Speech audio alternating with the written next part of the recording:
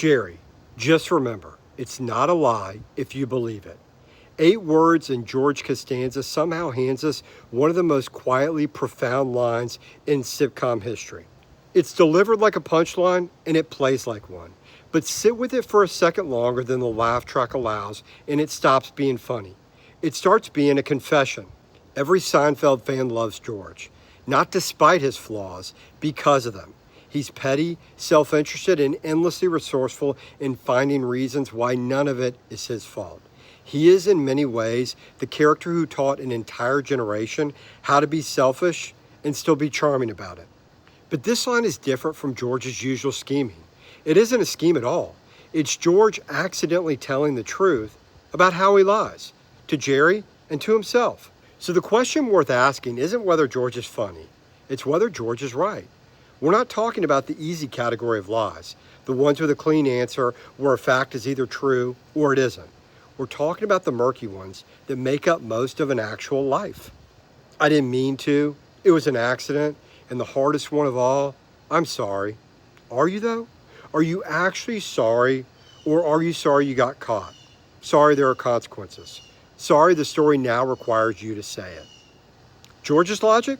If you believe it when you say it, it's not a lie. And there's something to that. Intent matters. A person who genuinely believes their own excuse isn't lying the way a con artist lies, with full knowledge aimed deliberately at someone else's blind spot.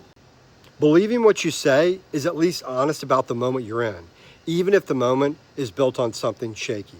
But here's where George's logic quietly breaks down. Belief is a statement about you. Truth is not.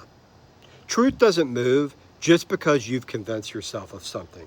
It sits there, indifferent to how sincerely you've talked yourself into a version of events that lets you off the hook.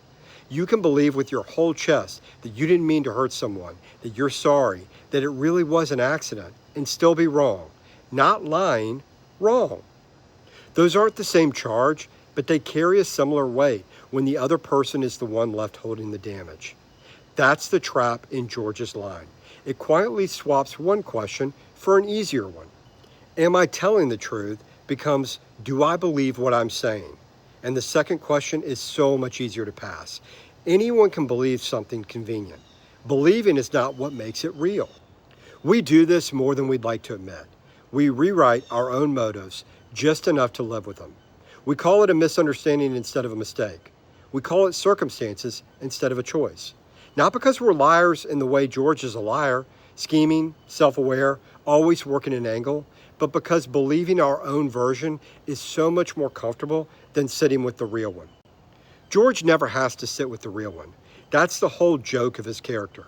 He always finds the exit. But most of us don't get his exits, and we shouldn't want them, because somewhere underneath the comfort of belief is a truth that doesn't care how sincerely you avoided it. So the next time that line gets a laugh, remember what it's actually revealing. Belief is what you tell yourself. Truth is what happened anyway.